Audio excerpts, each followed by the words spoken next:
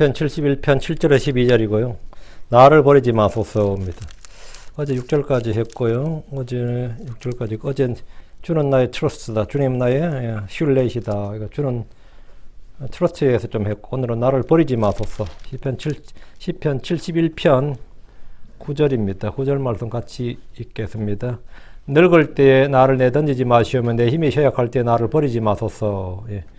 내가 늙을 때에, 늙은 나이에 늙을 때 나를 내던지지 마시오며 내 힘이 쇠약할 때 나를 버리지 마소서. 나를 버리지 마소서. 예. 그 시편 71편이 노인을 위한 시라 그랬죠. 시편 71편이 어제도 잠깐 다룬데 노인을 위한 시. 노약자들, 노인들 위한 시라고 그랬어요. 잠깐 기도하고 시작합니다. 위대하시고 거룩한 주 하나님 감사합니다. 하나님께서 은혜 주셔서 오늘 주의 말씀을 선포합니다. 이 아침에 주의 말씀을 듣는 모든 분들에게 은혜가 넘치고 복이 넘치는 시간이 되게 해주시고 주의 성령으로 충만함을 받도록 해주시기를 간구하며 주의 신실한 힘과 주께서 저를 지키시고 보호하심 여기에 대한 확신을 갖도록 인도해 주시고 마음의 평안과 기쁨이 넘치게 해 주시옵소서. 하나님 아버지 주께서 우리를 위해서 행하신 일들이 많습니다. 오늘 그것을 말씀을 통해서 배웁니다. 아버지 저희 눈을 열어주시고 또 이 성경 기록을 통해서 펼쳐 보여주시기를 간구하고 저희 마음이 더욱 뜨겁게 해주시옵소서. 하나님 아버지께서 저희를 태에서 모태에서도 지으셨고 또 평생을 함께 하시고 또 아버지 저희가 늙을 때 또 그 죽을 때 그 이후에까지 주님께서 저희와 함께 하심을 감사합니다. 아버지 하나님께서 이 진리의 말씀을 모든 성도들이 굳게 붙잡을도록 그 마음속에 이 말씀을 뿌리내리게 해주십시오. 감사드리며 주의 성기도합니다. 아멘. 시편 71편은 노인을 위한 시다. 그래서 노인을 위한 시. 여러분 혹시 예전에 영화에 그런 영화 제목이 노인을 위한 나라, 노인을 위한 나라는 없다 이런 영화가 있었는데 노인을 위한 나라는 없다. 노인을 위한 나라는 없는 게 가난한 노인을 위한 나라는 없어요. 이 시편을 쓴 사람은 자신 늙을 때에 버림받는 것에 대해서 약간 염려, 두려움이 있었던 것으로 보입니다. 누구나 늙는 것을 좋아하거나 기뻐할 사람은 없습니다. 지금 9절에 늙을 때에 나를 내버리지 마소서, 내 힘이 쇠약할 때 나를 버리지 마소서. 이 기도는 나이가 들면 들수록 더욱 절박한 기도입니다. 사람이 늙을 때, 병들 때, 망할 때, 가난하고 재물이 하나도 없을 때, 친구들이 떠나고 가족들이 버리고 다 그래 됩니다. 젊을 때 잘 나갈 때는 나 늙으면 너희들한테 유산도 안 주고 나이가 사회 하나 날 것이다 큰 소리 빵빵 치다가 진짜 파산해가지고 말이죠. 사골세 전전하면서 자식들한테 용돈 받아 쓰고 이런 거 있죠. 이거 이거 황당한 사람이라 아무도 알 수 없는 겁니다. 근데 이 사람이 늙고 병들고 망하고 가난하면 처음에는 이 친구들이 떠나지. 다음에 가족들이 버리 떠나고. 그렇게 떠납니다. 이건 타락한 인간 본성입니다. 사람은 모두 늙습니다. 늙지 않은 사람은 없습니다. 성경은 90편 10절에 이 모세시예요. 우리의 횟수의 날들이 70년이고 만약 강건하면 그것들이 80년이로다. 그럼에도 그것들의 힘은 수고와 슬픔이로다. 이는 그것이 곧 끊어짐에 우리가 날아가 버리나이다. 늙어서의 삶은 말이죠. 수고와 슬픔이에요. 늙어서의 삶이 수고와 슬픔이라. 그것이 곧 끊어짐에 이 횟수가 끊어진다고요. 우리가 날아가 버리나이다. 모세는 120년을 살았습니다. 모세의 아버지는 137년을 살았어요. 그의 형 아론은 123세에 죽었습니다. 그의 누이 미리암은 정확한 나이는 모르겠는데 최소한 모세가 이 이집트 강물에 떠내려갈 때 자기 파라오의 공주한테 가서 이야기할 정도였으니까 10살은 넘었겠죠? 대충 잡아도 모세가 10살은 넘어서 같은데 그러면 죽은 횟수는 같은 횟수에 죽었거든요. 그럼 130세가 넘었다 이 말이에요. 130세가 넘었다고. 그런데 모세는 자기 식구나 자기 아버지나 자기 형제들도 다 120년, 130년 살았는데 그 시편에 자기가 쓴 시에는 뭐라 되어 있냐면 70년이라는 거예요. 그리고 강건하면 80년이라 이랬어요. 모세는 우리의 횟수의 날들이 70에서 80이라고 했습니다. 모세는 조상들보다 점점 나이가 줄어드는 것을 생생하게 목격했고 그의 후대는 70에서 80세 정도라고 봤습니다. 이게 정확히 본 거죠. 근데 성경은 이 늙을 때 이 늙은 노인에 대한 복지, 늙은 노인의 삶, 이건 누가 감당하게 되냐면 정부가 감당이 아니라 자식이 감당하도록 되어 있어요. 이 율법에. 그 시편, 출애굽기 20장 12절에 내 아버지와 어머니를 공경하라. 그리하면 주 내 하나님이 내게 주시는 땅에서 내 날들이 길리라. 내 아버지와 내 어머니를 공경하라. 이 말은 내 아버지, 어머니를 공경하라. 공경이 뭐냐 이거예요. 그거는 물론 마음으로 공경하고 순종하고 이것도 물론이지만 물질적 복량이 포함된 겁니다. 이 공경하라가. 그러니까 주께서는 십계명에 부모를 공경할 것을 명령하셨고 부모에게 순종하라 그랬는데 이 명령은 다른 명령들과 달리 약속이 있습니다. 약속이 있어요. 그리하면 주 내 하나님 내게 주는 땅에서 내 날들이 길게 되고 내가 잘 되리라. 장수와 뭐라고요?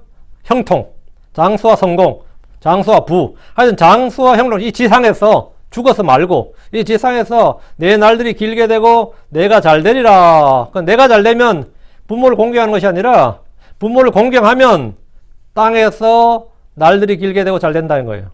응? 어릴 때 제 윗집에 형님이 형제 그 친구 지금 어떻게 지는지 모르겠는데 제가 몇 살 위에 형이 돈이 있어야 효도 관광도 보내고 돈이 있어야 뭐 돈이 있어야 뭐 효도도 돈이 있어야 한다 뭐 이러면서 뭐 엄청나 그런 이야기를 하더라고요. 근데 지금 성경 반대로 이야기하는 거예요. 효도를 하면 뭐라고? 돈이 생긴다 이 말이에요. 돈이 있어야 효도하는 게 아니라 부모를 공개하는 것이 잘 되면 부모를 내가 잘 되고 내가 성공하고 내가 형통하면 부모를 그때 공개하지. 그게 아니라 부모를 공개하면 땅에서 날들이 길게 되고 잘 된다는 거예요. 내가 좀 오래 살고 싶다. 이 삶의 집착이 유난히 강하다. 그러면 방법이 있어요. 부모를 잘해. 부모를 잘해주고 나도 좀 잘 되고 싶다. 잘해. 그러나 주의 율법 명령을 따라 산다는 유대사에서도 사실 이 율법이 이 명령이 잘 지켜지지 않았습니다. 그럼 주의 법이 없는 이방인들은 어떻게 했습니까? 잘 안 되죠. 그 조선시대는 이게 복지사회가 아니니까 어떻게 하든지 살아야 되니까 그렇게 효를 강조한 거예요. 응? 그 효는 뭐 백행지 근본이라고 그러고 백행의 근본이라고 그러고 뭐 별거 다 한 거죠. 응? 근데 그게 잘 되냐 이거죠. 우리나라에 고려장이라는 전설, 실화가 있죠. 설화가 있어요, 설화. 고려장은 실체가 없는 말입니다. 나이든 노인을 산에다가 버려 죽게 하는 풍습인데, 이게 일본 사람들이 만든 풍습이에요. 왜냐면 일본에 그 풍습이 있었는데, 일본에 있는 풍습이 한국에는 없을까 해서 찾았는데 잘 못 찾아서 그냥 고려장이라는 거 만든 거예요. 한국에도 있었을 거이다. 우리나라도 있었는데, 일본에 그 유명한 고려장 풍습이 있어요. 우리 고려 시대에 고려장이 있었다. 그런 풍습은 뭐 근거나 사료는 전혀 없습니다. 근데 이런 내용이 왜 이렇게 널리 퍼졌나 하면, 사람이 다 그럴만하다, 그렇다는 것을 알기 때문이에요. 말도 안 되는 소리 그게 아니고, 중국이나 일본이나 인도 등 동아시아 여러 나라들에서 먹고 살기 힘들 때 노인을 내다버린 일이 있었어요. 있었던 게 아니라 흔했습니다. 일본 에도 시대에 우바스 때야마라고 해서 늙고 병든 사람을 찌게 해지고 산에 가서 버렸다는 설화가 널리 알려져 있는데, 이걸 영화로도 만들어졌어요. 아주 유명한 일본. 네. 이걸 이제 한국에도 조선에도 뭐 있었겠지. 조선 시대는 그게 없었는데, 그럼 고려에 있었겠지. 고려 기록이 별로 없었겠지. 그래서 고려장이 된 겁니다. 근데 한국에 별로 그런 게 없었던 것 같아요. 유럽이나 인도, 중국, 동남아시아, 사하라, 이남, 아프리카 등에서도 이런 설화들이 굉장히 많이 있습니다. 노인들을 버리는 노인 유기설화는 먹고 살기 힘든 시대에 사람들의 생각과 상상이 말과 글로 널리 퍼진 예입니다. 노인을 위한 나라는 없다 이런 말이 있습니다. 특히 가난한 노인, 병든 노인을 위한 나라는 없습니다. 지금 현대에도 유목민족들 EBS 다큐멘터리 찍어서 봤는데 그 PD가 완전 황당해 하더구만. 그 유목민들 따라다니면서 이제 다큐멘터리 찍어서 방영했는데 지금 유튜브에 나와 있어요. 이제 풀을 찾아서 이동을 해야 되잖아요. 근데 노인들은 양떼를 따라서 발이 이동을 못 하죠. 이제 힘이 들면. 근데 갑자기 땅을 파더니만 땅도 한 50cm 정도 깊이도 안 파고 50cm 비닐로 그냥 대충 해놓고 물 조금하고 빵 조금하고 그게 보름치라는데 그냥 그 할아버지를 거기 두고 전부 자식들이 인사를 절을 하더라고요. 응? 이제 거기 두고 못 따라하니까 그냥 가는 거예요. 그러면 이 사람은 이제 죽어서 그 뭐 짐승의 밥이 되거나 그냥 죽는 거야. 그 PD가 이제 괜찮으냐 그러니까 나도 우리 아버지 이렇게 했다고 그런 거예요. 그게 지금 이야기예요. 뭐 옛날 이야기가 아니라. 근데 그 사람은 그냥 담담히 이제 죽을 맞이 하는 거예요. 뭐 며칠 가겠어요. 보름 안 가죠. 뭐 2, 3일이면 끝나는 거지, 이런. 응? 근데 그냥 보통 짐승에 죽겠죠. 짐승에 뭐 먹히겠지. 그냥 담담히 그냥 있더라고요. 근데 그 손자들이 그렇게 울더만 절을 하면서 다시 못 보는 거니까요. 그죠? 근데 고대 중세에는 뭐 더 말할 필요가 없었어요. 지금 현대 한국은 어떨 것 같습니까? 독일 국적의 한국인 할머니가 고국으로 여행을 가자는 아들의 권유로 오랜만에 이제 독일에서 한국으로 오게 된 거예요. 한국에서 공항에서 아들 잃어버렸네요. 그 공항 직원들이 어떻게 된 거냐 했더니만 지금 3개월째 공항에서 자고 화장실에서 씻고 노숙 생활하는 거예요. 이 지금 JTBC에서 방송된 건데 근데 이 사람이 더 황당한 거는 자식이 자기 신분을 밝혔을 때 자식에게 연락해서 자식에게 해나 자식이 평판이 안 좋아질까봐 그렇게 걱정을 하는 거예요. 응?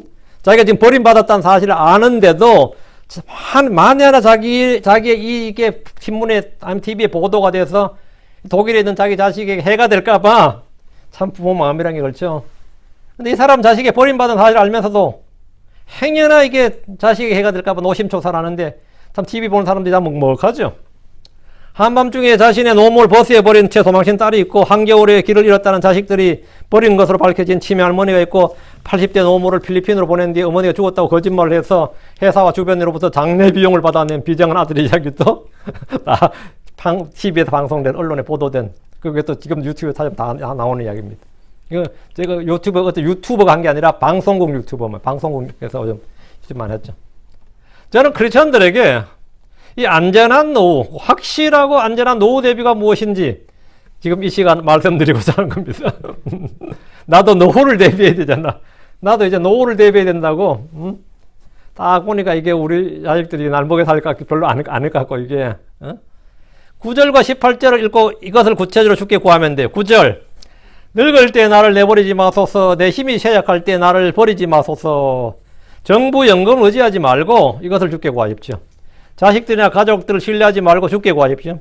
성경은 시편 118편 8절 9절에 주를 신뢰함이 사람을 신뢰하는 것보다 낫도다. 주를 신뢰함이 통치자들을 신뢰하는 것보다 낫도다. 주를 신뢰함이 사람을 신뢰하는 것보다 낫다는 건 친척, 친인척, 형제들 신뢰하는 것보다 낫고 주를 신뢰함이 통치자들을 신뢰하는 것보다 낫다는 건 정부 복지정책 신뢰하는 것보다 낫다고요. 연금정책보다 낫다고. 주 하나님은 선한 목자요 아버지 없는 자들의 아버지시고 과부들의 재판장이십니다. 주께서는 가난한 자들과 아버지 없는 자들을 보호하십니다. 주님은 들의 짐승들에게도 먹을 것을 주시고 땅에도 비를 주시며 풀들이 자라게 하시는 분입니다. 사람은 힘들 때 사람을 죽이기도 하고 버리기도 합니다. 내가 주께서 이 땅에 비를 주시는 분이다. 풀들도 나무도 자라게 하시는 분이죠. 그런데 여러분이 사막에 말이죠. 사막에는 비가 안 오죠. 그런데 꼭 그 자연보호 운동한다는 사람이 사막에 막 나무를 가져가지고 막 그 심어요. 그럼 그 사막에 비가 올 것 같아요? 안 올 것 같아요? 그 심는 사람은 심고만 알지 계속 가서 물 뿌릴 수는 없는 거 아니야. 한국 사람이 몽골 사막 가서 나무 심고 온다니까요. 돌아와 버리고 그 나무 누가 다 말라 죽어버리겠지. 근데 몇 년 뒤가 보니까 안 말라 죽고 그 숲이 돼 있더라는 거야. 그래가지고 막 또 자랑하는데 그 심어 놓으면 하나님께서 그 나무들을 불쌍히 해서 비를 주시는 거예요. 그래서 그 나무가 산 거예요. 응? 그러면 이제 아이디어가 하나 생겼지. 심어만 놓으면 된다. 심어만 놓으면 뭐라고요? 하나님이 비를 주신다고. 풀을 주신다고. 풀에 비를 주신다고. 이건 아주 중요한 원리예요. 하나님께서 들의 짐승들도 먹을 걸 주시고 땅에도 비를 주시고 풀들이 자라게 하는데 이 끈에 사람은 힘들 때 사람을 죽이기도 하고 버리기도 합니다. 남편이 아내를 버리고 아내도 남편을 버립니다. 그렇죠? 부모도 자식을 버리고 자식도 부모를 버립니다. 그러나 주 하나님은 나를 버리지 않습니다. 주 하나님은 나를 버리지 않는다. 시편 27편 10절에 내 아버지와 내 어머니가 나를 버릴 때 그때에 주께서는 나를 들어올리시리이다. 내 아버지와 내 어머니가 나를 버릴 때 이건 어떤 상황일 것 같아요? 극한 상황이죠. 극한 상황이지. 얼마나 많은 사람들이 한국에서 얼마나 먹고 살기 힘들어서 홀트 아동복지 거기다가 입양 보내라고 버린 거지 사실은. 근데 시편에 이런 글들이 자꾸 나온다는 건 뭐죠? 내 아버지와 내 어머니가 나를 버릴 때 그때 이런 말이 왜 나와요? 예전 유대 땅에도 늙은 아버지와 어머니를 버린 일이 있었다 이거예요. 그것도 흔했던 일인 거예요. 전쟁이나 기근의 때에 자식을 잡아먹는 부모들이 있었고 마찬가지로 아버지와 어머니를 버린 일도 허다했습니다. 주를 버리고 떠나는 백성들이 사람을 버린 일이 그리 이상한 일이 아닙니다. 지금 이 시대에 한국에도 부모가 아이를 버리는 베이비박스라는 것이 있습니다. 관악구에 어느 목사님이 운영하는 베이비박스라고 있어요. 그곳은 몰래 자식을 버린 곳입니다. 그래서 애를 거기 박스에 딱 넣으면 벨이 울려요. 그걸 장치를 해놔서. 한 명이 비상대기를 하고 있어요. 막 달려가서 그 사인을 받아요. 이 애를 그냥 여기 줬다는 법적 문제가 될까봐. 그 이름이라도 알면 신원은 묻지 않는데 여기면 빨리 사인해달라고 그래요. 막 달려가서 그 만나서 못 만나버리면 난감해지는 거죠. 이거 미국에도 베이비박스, 베이비 해치라는 것이 있는데 중세 시대 유럽에서는 꽤 흔했고 공식 기록에는 1198년 그 1198년에 교황 이노첸시오 3세가 이탈리아 전역에 실행했다 이렇게 되어 있습니다. 이탈리아 티베라 강에서 익사한 아이들의 시체가 너무 많이 발견되자 아이들을 죽이지 말도록 교회에서 만든 것이 베이비박스입니다. 아이를 죽이지 말라고 만든 게 교회가 거두겠다 이거예요. 베이비박스에 넣어라. 그럼 교회가 키우겠다. 그게 베이비박스의 기원입니다. 독일에서는 1709년, 프랑스에서는 1638년부터 이 제도가 시행됐습니다. 지금 미국에서도 이 제도가 있고 오스트리아, 체코, 몰타, 리투비아, 프랑스, 독일, 러시아, 일본 등 많은 나라들에 여전히 존속 중입니다. 나를 버리지 마소서 이 말은 버림받는 사람들에게 절박한 기도입니다. 어린아이들도 버림받으면 혼자 생존할 수 없고 노인도 버림받으면 혼자 생존할 수가 없습니다. 우리 주 예수님께서 십자가에서 나의 하나님이여 나의 하나님이여 어찌하여 나를 버리셨나이까 이렇게 외쳤습니다. 주님도 버림받았습니다. 그분은 사람들로부터 버림받았고 제자들 따르던 사람들로부터 다 외면받았고 유대인들로부터 다 버림받았고 배척되었고 마지막엔 하나님으로부터도 버림받으셨습니다. 사도 바울은 인생 말년에 버림받은 사람이었습니다. 그가 인생 말년에 감옥에서 쓴 편지를 보면 그게 디모데후서가 제일 마지막에 쓴 편지예요. 아시아에 있는 모든 자들이 나를 버리고 돌아선 이 일을 내가 알거니와 그 중에 부겔레와 허모게네가 있느니라. 아시아에 있는 모든 자들이, 아시아는 몇몇이 아니라 모든 자들이 나를 버리고 했어요. 그 사도 바울은 영웅으로 죽은 게 아니고 순교자로 죽은 게 아니란 말이지. 모든 크리스천들의 사랑과 모든 교회의 관심과 보살핌 속에서 죽은 것이 아니라 모두에게 버림받은 채 죽을 맞았습니다. 좀 사도 바울 어떻게 됐지 하면 얼마 전에 로마에서 죽었다던데? 이 정도예요. 응? 바울이 로마에서 죽었지 잘 모르겠는데 죽었다는 소문이 들리던데? 뭐 이런 거예요. 그럼 바울 곁에 누가 없었냐면 뭐 아무도 없었지. 그럼 누가 거기 뭐 감옥에 있는 바울한테 누가 가? 응? 그 바울도 감옥에 탁 있으니까 평생을 선교를 했고 뭐 평생 뭐 했지만 그 아시아에 있는 모든 자들이 나를 버리고 돌아섰다잖아요. 응? 그 디모데한테 네가 이 일을 안다고. 네가 그 일을 안다고. 그러나 하나님은 그를 버리지 않았습니다. 그리스도가 내 안에 계시지 않으면 나는 버림받은 자입니다. 주의 말씀을 전하는 사역자라도 절제하지 않고 타락하면 죽게 버림받을 수 있습니다. 그러나 우리 마치 버림받은 자같이 될지라도 결코 버림받은 자가 아님을 압니다. 고린도서 13장 6절에 그러나 우리가 버림받은 자가 아닌 것을 너희가 알기를 내가 바라고. 우리는 버림받은 자가 아니다. 주님께 받아들여진 자지. 우리 주께서 내게 오는 자는 내가 결코 내쫓지 아니하리라고 하셨습니다. 주께서 내게 오는 자는 결코 줄이지 않을 것이요 나를 믿는 자는 결코 목마르지 않을 것이라고 하셨습니다. 주께서 잃어버리는 혼들을 찾는 분이지 누군가를 내쫓고 버리시는 분이 내다 버리시는 분이 아닙니다. 주님은 사랑과 구원의 주 하나님입니다. 주 예수님께서 요한복음 18장 9절에 아버지께서 내게 주신 자들 중에 내가 하나도 잃어버리지 아니하였나이다 이렇게 말씀하셨는데 주님은 자신이 하신 말씀을 성취하시는 분입니다. 주 하나님은 자신의 백성을 잃어버리지 않고 내다버리지 않고 포기하지도 않고 유기하지 않습니다. 유기가 버린다는 뜻이에요. 주께서 약속하셨습니다. 히브리 13장 5절에 너희 행실을 탐욕이 없게 하고 너희가 가진 것들로 만족하라. 그분께서 이르시되 내가 결코 너를 떠나지 아니하고 너를 버리지 아니하리라. 내가 결코 너를 떠나지 아니하고 너를 버리지 아니하리라. 이 약속의 말씀 하나 딱 가지고 있으면 그 사람은 가장 완벽한 보험을 하나 가지고 있는 겁니다. 이 어떤 보험회사도 보장해주지 않는 가장 완벽한 보험을 갖고 있는 게 내가 결코 너를 떠나지 아니하고 너를 버리지 아니하리라. 이것은 제가 위기에 처할 때마다 기억하고 암송했던 말씀이에요. 이 말씀은 주님의 맹세의 말씀으로 불변하는 말씀입니다. 불변의 말씀이에요. 주님께서도 어길 수가 없고 깨뜨릴 수가 없고 바꿀 수 없는 그런 말씀이다. 주님께서도 내가 결코 너를 떠나지 아니하고 너를 버리지 아니하리라.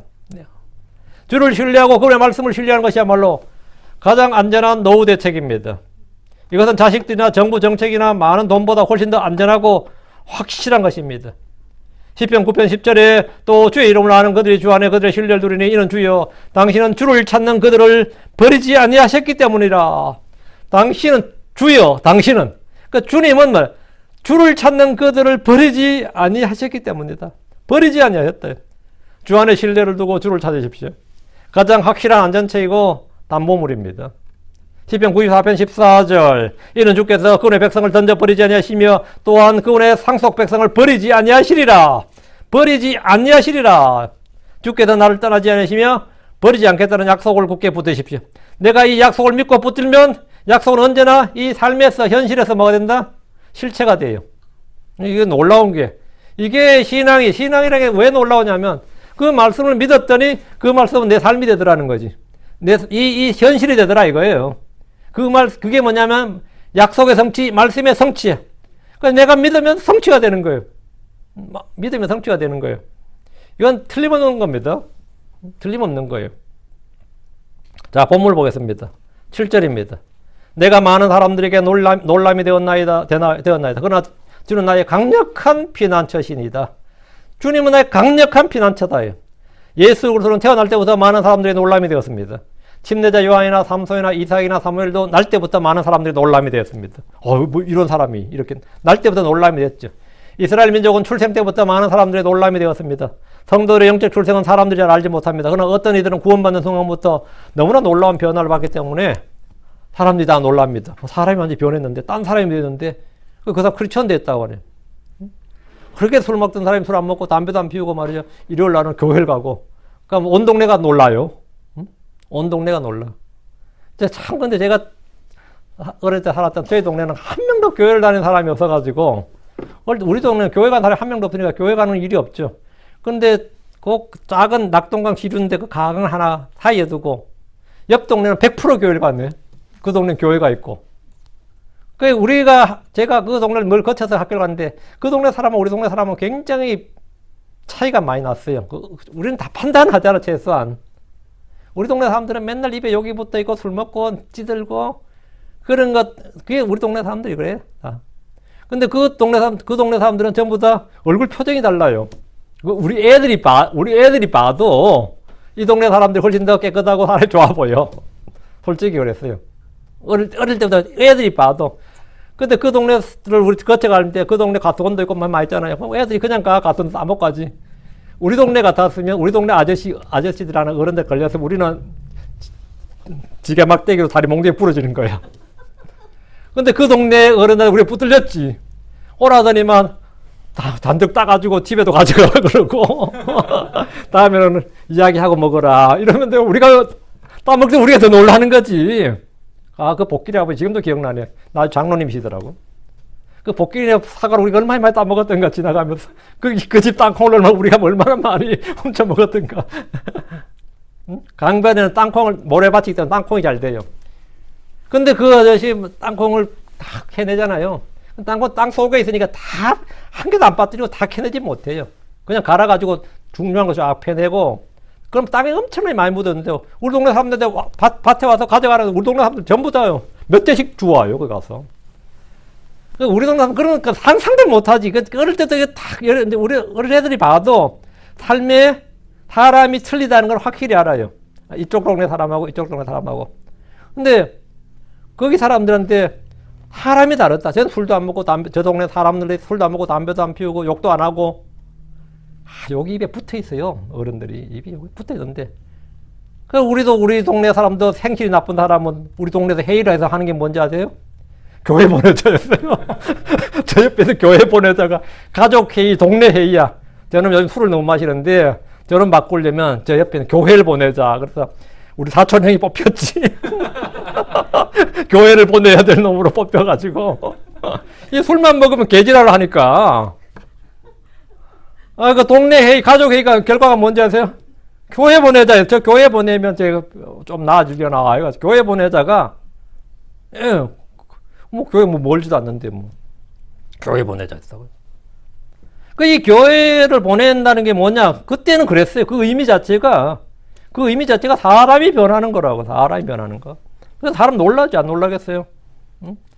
사자굴에 던져졌던 다니엘이 다음날 아무 해도 입지 않고 나와 많은 그 동굴에서 나왔을 때 많은 사람들의 놀람이 되었습니다. 불타는 용광로에 던져진 하나냐와 미사엘과 아사랴는 머리카락 한 올도 타지 않고 그곳을 나와서 던진 사람들이 더 놀랐겠죠. 더 놀라지. 홍해를 건넌 이스라엘은 많은 사람들이 놀라게 되었습니다. 주님은 뭐한 분? 놀라우신 분입니다. 그게 원더풀이에요. 이사야 9장에 보면 원더풀, 카운슬러가 나오죠. 개혁성경은 원더풀 카운슬러가 놀라운 상담자. 그게 아니고 놀라우시니, 상담자. 주님 자체가 뭐라고요? 거룩하신 분, 놀라우신 분이라고. 주님이 원더풀이에요. 주님의 이름이 원더풀이에요. 주님은 놀라우신 분이라고. 원더. 자, 47절. 그러나 주는 나의 강력한 피난처시니이다. 주는 메시아였지만 고난을 당하시고 멸시를 받으셨고 죽임을 당하셨습니다. 이스라엘은 수천 년 동안 고난 중에 있었습니다. 대언자들, 사도들을 비롯한 하나님의 사람들은 늘 고난 가운데 있었습니다. 대화를 한 데는 더 말할 필요도 없습니다. 그러나 주님은 나의 강력한 피난처십니다. 강력한 피난처란 가장 안전한 피난처, 누구도 무너뜨릴 수 없는 그런 피난처란 말입니다. 우크라이나는 러시아 침공을 받았지. 그래서 러시아에 한 수많은 사람들이 유럽으로 피난을 떠났습니다. 난민이라고 그래요. 지금 유럽으로 피난을 떠났어요. 그들의 안전한 피난처가 유럽이라고 생각했기 때문입니다. 근데 요즘 사실 세상은 안전한 곳이 없습니다. 그럼 우리에게는 강력한 피난처, 안전한 피난처가 있습니다. 신명기 3장 27절. 영원한 하나님께서 내 피난처가 되시며 영존하는 팔들이 밑에 있도다. 영원한 하나님께서 내 피난처가 되시며, 내 피난처가 되시며, 주 하나님께서 나의 피난처가 되십니다. 주께서는 학대받는 자의 피난처시고 고난의 때의 피난처가 되십니다. 시편 9편 9절에 주께서는 또한 학대받는 자의 피난처가 되실 것이요 고난의 때의 피난처가 되시리라. 야곱의 하나님 우리의 피난처시로다. 이 말씀대로 주 하나님은 성도들의 강력하고 안전한 피난처입니다. 주께로 오십시오. 주께서 내게로 오라. 내 안에 거하라고 하셨습니다. 그분 안에 쉼이 있고 화평이 있고 자유가 있고 모든 필요를 공급하는 공급이 있습니다. 거기에는 공급이 있어요. 8절입니다. 내 입은 주를 찬양함과 주를 존경함으로 종일토록 가득 차게 하소서. 육신적인 성도들은 고난이나 시험의 때 두려움과 불안으로 불평이 가득합니다. 입에 불평이 가득해요. 광야 이스라엘 백성들을 보십시오. 그들은 계속해서 불평하고 또 불평했습니다. 마음에 가득한 것이 입으로 나옵니다. 내 입이 주를 찬양함과 주를 존경함으로 가득하려면 내 마음이 그런 것들로 가득해야 됩니다. 내 입이 이런 걸로 가득하려면 실제 내 마음이 이게 가득해야 입이 가득해지는 거예요. 내 마음이 없는데 이게 어떻게 입에 가득해요? 입은 마음의 출구일 뿐입니다. 입 자체는 아무것도 아니에요. 입은 마음의 출구예요, 그냥. 이 종일토록 올드데이 한 거, 종일토록 온종일 이 말은 계속해서 지속적으로, 그게 뭐 잠시 잠깐 그냥 찬양하고 마는 게 아니라 계속해서 지속적으로 주를 찬양과 주를 존경함이 가득 차는 거예요. 이는 항상 기뻐하라는 말씀에서 항상과 같은 말입니다. 사람의 마음이 참 감사해서 그 좋은 때는 감사하고 찬양하고 주를 존경하는 마음을 표현하죠. 근데 어려울 때는 불평하고 불안으로 이 두려움에 떱니다. 사람의 마음이 얼마나 감사한지 하루에도 1000번 만변이 변한다 그래요. 그래서 여러분 천변만화라 그러죠.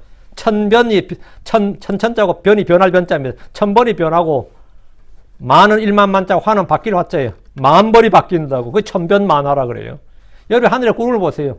같은 모양이에요. 금방금방 변하죠. 방금 굉장히 멋있는 구름을 봤는데 싶어 다시 봐라 하고 보면 안 보여. 옆에 사람들 좀 보라고 하면 안 보인다고. 왜 벌써 바뀌었다고. 사람 마음도 그렇습니다.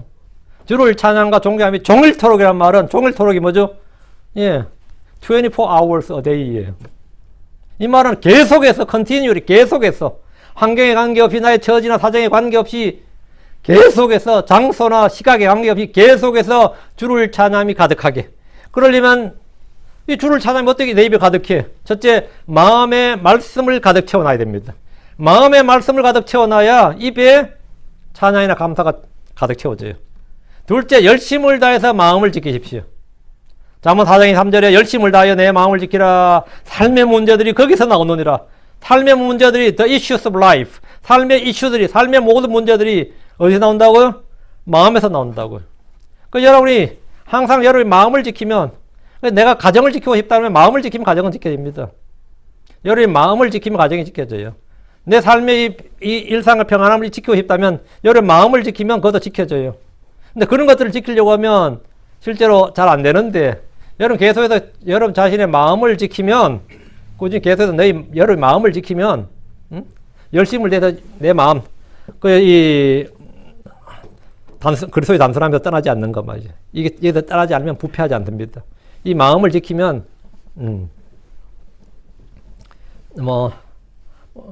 가정이든 결혼 생활이든 뭐든 다 지켜져요. 이 마음을 지키라. 셋째, 주의 성령으로 체험을 받아야 됩니다. 성령으로 충만하라. 이제 be filled with the spirit 됐죠. be filled라는 것은 체험을 받으라. 이거 fill은 채우는 거고 filled는 체험 받는 거죠. 성령으로 체험을 받으라. 이 말씀대로 마음이 주의 영으로 채워지면 감사와 찬양 계속해서 나옵니다. 넷째, 계속해서 주 안에 가십시오. 주께서 내 안에 가라. 내 안에 가라. 이렇게 하셨는데 꾸준히 주의 말씀 안에 가라고요. 너희가 내 말에 꾸준히 가면 if we continue in my word, 너희가 내 말에 꾸준히 가면 너희가 진리를 알리, 그 진리가 너희를 자유롭게 하리라. 너희가 내 말에 꾸준히 가면 너희가 내 제자가 된다고요. 그 진리를 알리니 진리가 내 자유롭게 하리라.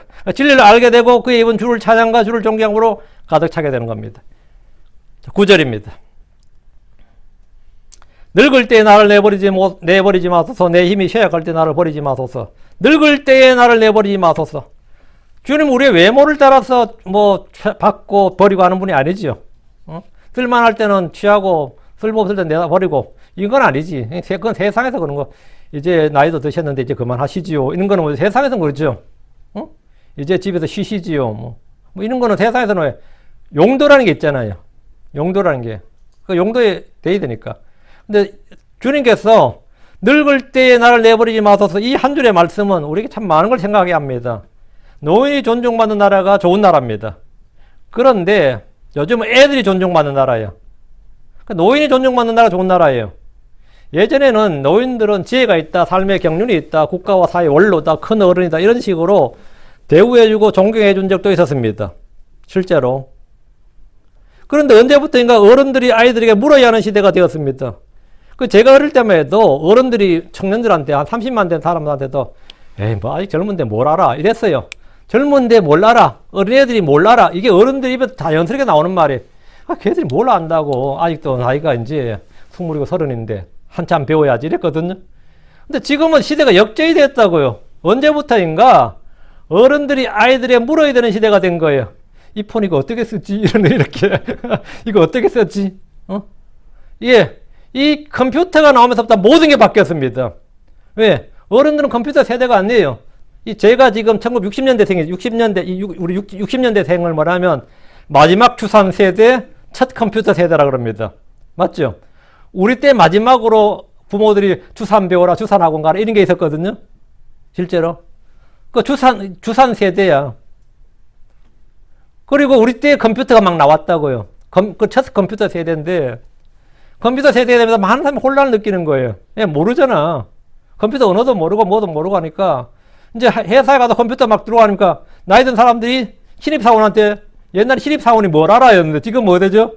신입사원한테 물어야 되는 거야 이게 어떻게 되냐고.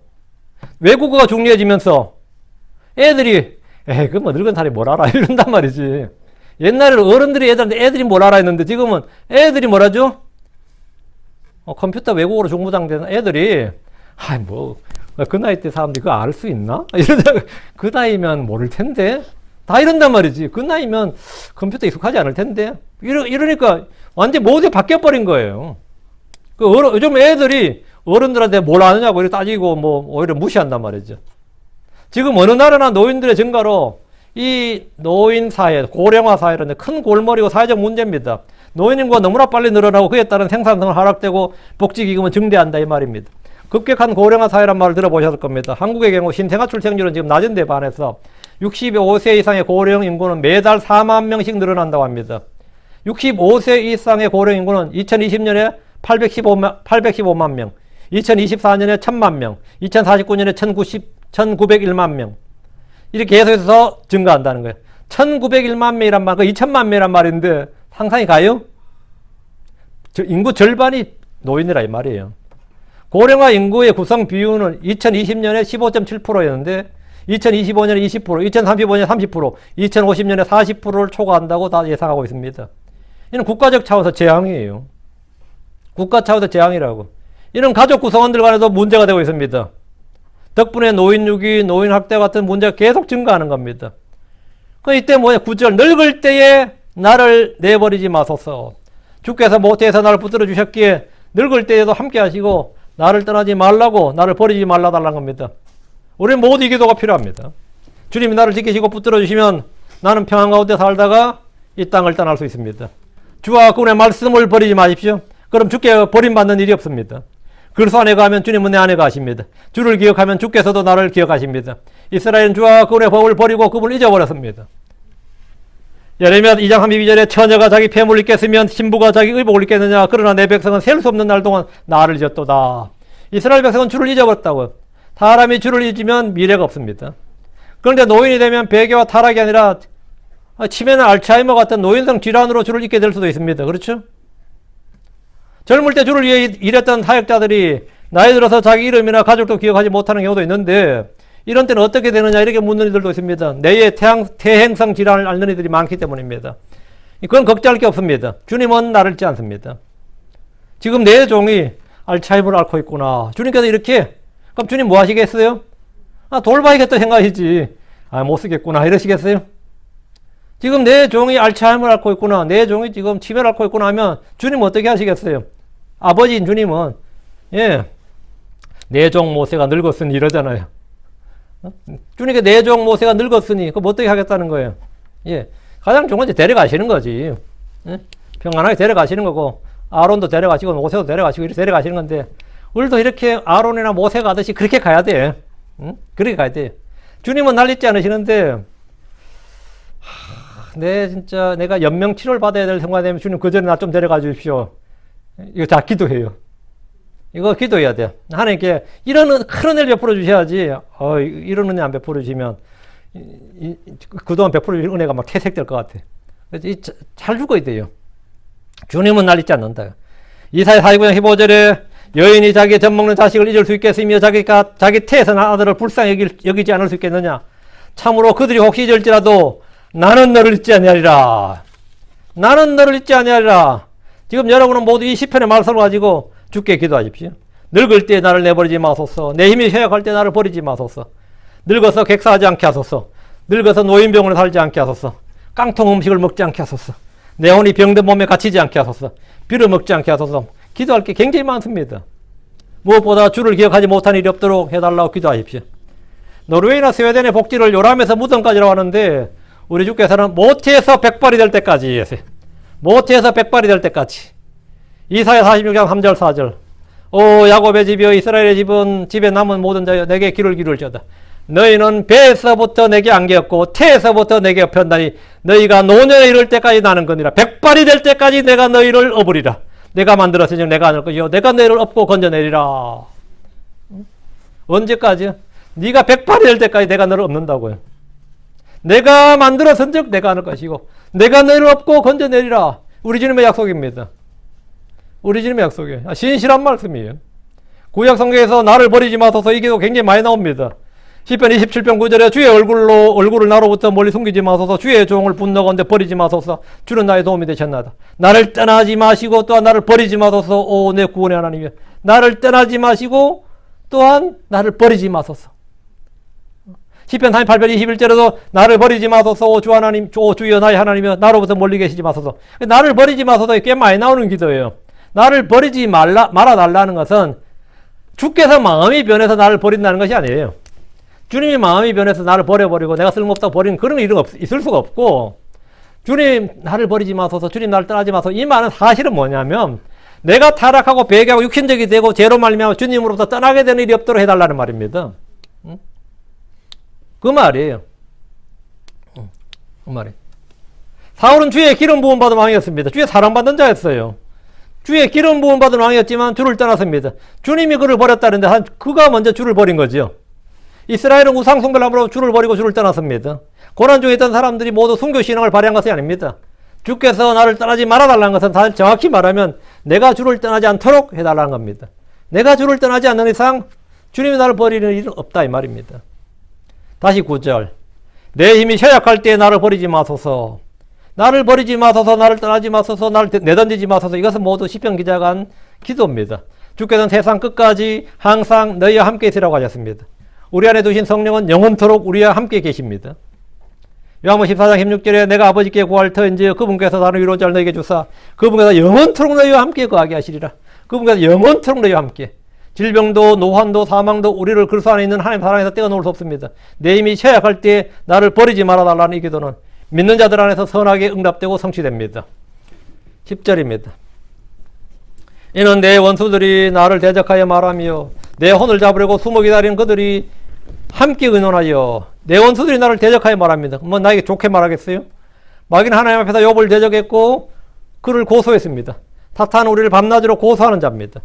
계시록 12장 10절을 보면 사탄에 대해서 이렇게 말해요. 또 내가 들으니 하늘에서 큰 음성에서 이르되 이제 구원과 힘과 우리 하나님 왕국과 그분의 그리스도의 권능이 마했도다. 우리 형제들을 고소하는 자 곧 우리 하나님 앞에 밤낮으로 그들을 고소하던 자가 쫓겨났도다. 사탄은 울부짖는 사자처럼 삼킬자를 찾으며 우리를 대적합니다. 그럼 우리도 그를 대적해서 싸워야 됩니다. 주 예수 그리스도를 바알세부배로 했던 세상이 크리스천들을 존중할 것이라고 생각할 수 없습니다. 내 혼을 잡으려고 숨어 기다리는 그들이 함께 의논하여 예수 그리스도를 잡으려던 혼들은 그건 어떻게 잡아줄까 의논했습니다. 이스라엘을 잡아주기라는 자들도 함께 의논합니다. 지금도 이 일은 계속되고 있습니다. 11절 말하기를 하나님께서 그를 버리셨도다. 핍박하여 그를 사로잡으라. 이는 그를 구출할 자가 없음이라. 예수를 잡아서 재판을 죽였던 사람들이 한 말이 겁니다. 그들은 그분을 십자가에 못 박으면서 그분은 저주받은 자라고 했습니다. 율법에 이르기를 나무에 달린 자마다 저주를 받았다는 말씀에 근거해서 예수님을 저주를 받았다. 이렇게 예수님은 저주받았다고 선언했습니다. 하나님께서 그를 버리셨다고 확증을 한 거예요. 이스라엘을 치던 무리들도 마찬가지입니다. 아시리아나 바빌론이나 로마 등 예루살렘을 치던 이들은 하나님께서 이스라엘을 영원히 버리셨다고 말합니다. 하나님이 그를 버리지 않으시면 아무도 이스라엘을 이길 수가 없기 때문입니다. 하나님께서 그를 버리셨도다. 핍박에 그를 사로잡으라. 이것은 원수들의 공격구호예요. 이는 그를 구출할 자가 없음이라. 이것은 잘못된 정보고 오류입니다. 이스라엘의 땅에서 그들을 도울 동맹이 없을지라도 그를 구출할 자가 하늘에 계십니다. 하늘의 하나님 우리의 구출자십니다. 주께서 우리를 돕는 분이십니다. 우린 세상에 버림받은 자가 될지라도 주께서 나와 함께 계십니다. 주님은 나를 떠나지도 버리지도 않습니다. 12절 오 하나님이여 나로부터 멀리 계시지 마소서. 오 나의 하나님이여 서둘러 나의 도움이 되소서. 사람은 같은 시간이라도 어떨 때는 너무 느리게 느껴지고 어떤 때는 너무 빠르게 느껴집니다. 그렇죠? 시간이란 것은 나의 감정과 상관없이 항상 똑같이 흘러가요. 그런데 나의 느낌은 뭐죠? 어떤 때는 세월이 너무 빨라. 어떤 때는 시간이 너무 느리지. 고통받을 때는 어떠죠? 고통받을 때 하루는 하루가 아니라 몇 달, 몇 년처럼 느껴져요. 근데 급할 때는 뭐죠? 왜 이래 시간이 부족하다고. 시간이 너무 빨리 간다고. 거리도 마찬가지예요. 어떤 거리는 멀어도 먼 것 같지가 않고 어떤 때는 가까운 거리도 멀게 느껴집니다. 여기서 LA까지 먼 거리, 가까운 거리야. 가깝죠, 사실. 근데 나는 심리적으로 상당히 멀어요. 내가 LA 별로 안 좋아해. 나 LA 가자 그러면 별로 안 좋아해요. 그리고, 그까지 이런 생각이 늘 들어요, 실제로. 근데 얼바인이나 LA는 거리 똑같죠? 얼바인은 심리적으로 난 굉장히 가까워요. 얼바인이라고 하면 그거는 아주 가까운 거리로 느껴져. 근데 실제 거리는 LA나 얼바인이나 거리가 차이 안 난다고. 어쩌면 얼바인 약간 내려가면 더 멀지. 근데 이건 심리적인 거지. 공간적인 실제 이 숫자로 나오는 건 아니고, 그건 심리적인 거라고요. 객관적 시각이나 공간은 똑같은데, 마음으로 느끼는 것이나 내 마음의 생각, thinking, 인식하는 것은 전혀 다릅니다.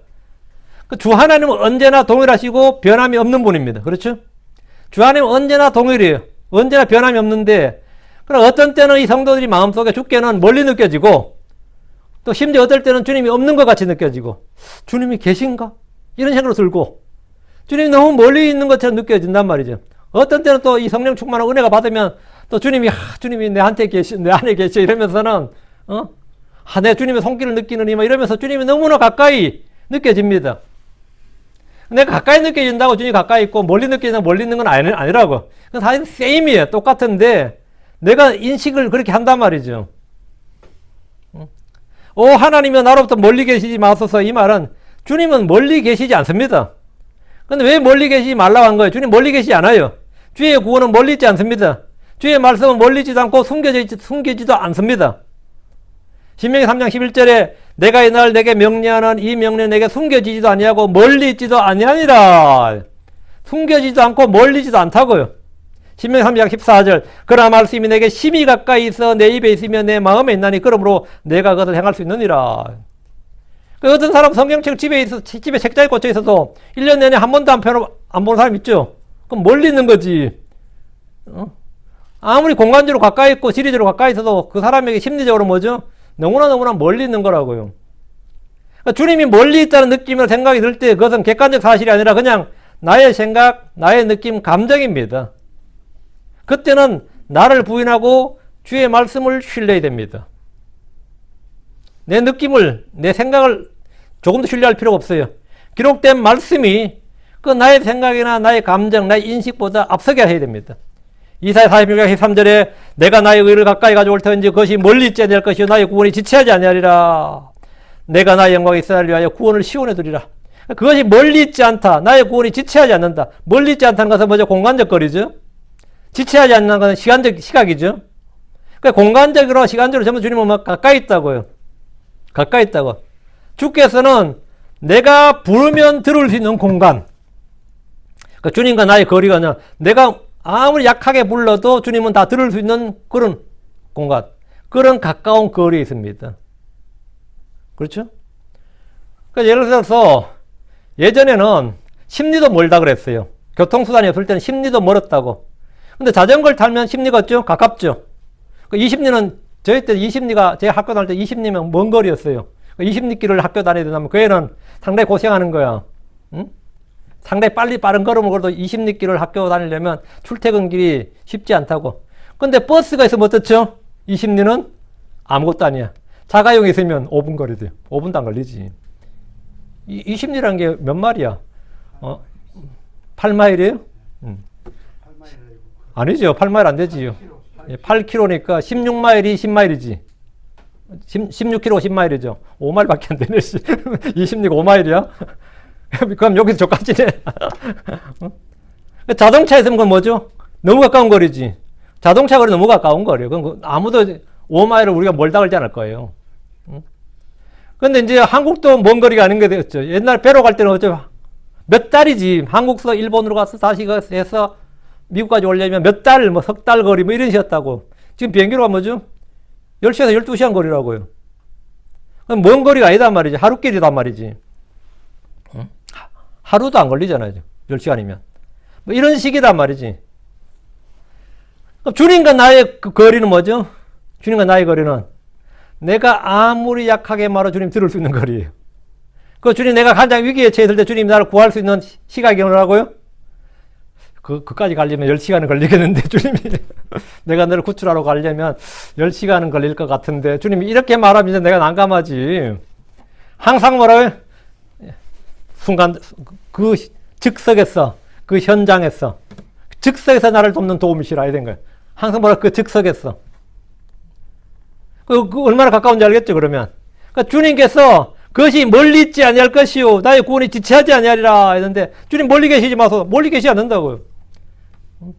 주께서 내가 부르면 들을 수 있는 공간에 항상 계시고 가까운 거리에 있고 주님 언제든지 나한테 뭐 여러분의 경찰은 여러분에게 뭐 5분 거리에 있습니다 그러면 그것도 엄청나게 가까운 거거든요. 여러분에게 뭐 긴급 호출 신호하면 몇 분 안에 도착합니다. 근데 주님께서는 몇 분 안에 도착합니다가 아니에요. 즉석에서 돕는 도움이라고요. 주님은 즉석에서 나를 도울 수 있는 그런 곳에 계십니다. 그래서 우리는 언제든지 주를 부를 수 있고 찾을 수 있습니다. 언제 어디서나 주의 도움을 구하십시오. 12절 오 나의 하나님이여 서둘러 나의 도움이 되소서. 어려움과 위기에 처한 성도는 한 시간도 몇 년처럼 느껴집니다. 대환란 중에 있는 성도들에게 42개월은 얼마나 길게 느껴질지 한번 생각해 보십시오. 42개월이 얼마나 평안할 때 3년 반이라는 건 뭐예요? 이건 아무것도 아니지. 평안할 때 3년 반 금방 가버리지. 그 젊을 때 뭘 먹어가지고 내가 늙으면 난 그렇게 오래 살고 싶지 않다 그랬는데 그 말 한지 돌아서면 벌써 늙어 있었다니까. 그 이야기 한지 언제지 그러면은 며칠 전 같다고요. 여러분 젊은이들 보면 어때요? 아색한 옛날에 나도 저랬지 이래 싶어요? 아색한 옛날에 나도 20대가 했었지 그래요? 안 해. 다 엊그제 같다 그래요. 다 엊그제 같다 그러지 뭐. 생각해보니까 진짜 태고 쪽에 내가 20대가 있었지 그런 사람 아무도 없다고. 내가 엊그제 갔다 왔다고 나 그렇지. 근데 이거 환란 진짜 야곱의 고뇌나 대환란 같은 그런 환란 있을 때 사람들이 하루하루는 뭐죠? 천년같이 느껴질 거 아니에요. 그래서 이 위기에 처한 성도들이 급하게 하는 기도가 뭐냐면 오 나의 하나님이여 서둘러 나의 도움이 되소서. 이거예요. 역사적으로 수없이 위험에 처했던 이스라엘 백성들은 늘 이런 기도를 했습니다. 우리도 고난에 처할 때마다 이렇게 기도할 수 있습니다. 고난에 처할 때마다 주는 나의 도움, 나의 구원이시기 때문입니다. 그분은 나의 소망이시고 나의 신뢰가 되시기 때문입니다. 필요한 때 돕는 은혜를 얻기 위해서 은혜 왕자 앞으로 나아가십시오. 주님이 왜 왔냐 그러지 않습니다. 주님이 왜 왔냐 그러지 않아서 오라고 하시지 왜 왔냐 그러지 않아요. 주님께서 여러분에게 단 한 번도 여러분 거절하신 적이 거절하시는 법이 없습니다. 지체하지 않으시고 거절하지 않으시고 내쫓지 않으시고 주님은 다 받아주시고 그래서 그게 주님이 나를 버리지 마소서. 그럼 주님께서 당연하지 그럼. 그건 당연하지. 주님은 예. 이 주님의 말씀을 그냥 주의 말씀이에요. 주의 말씀입니다. 근데 이 주의 말씀을 여러분이 지금 들었어요. 내 주의 말씀을 지금부터 믿어. 그러면 뭐가 된다? 여러분 노후는 예, 현실이 되는 거예요. 지옥이 현실이 되는 게 아니고 주의 도우심, 주의 은혜, 주의 보호하심, 주의 공급하심이 뭐가 된다? 예, 내 노년에 펼쳐지는 거예요. 뭐 얼마나 좋아.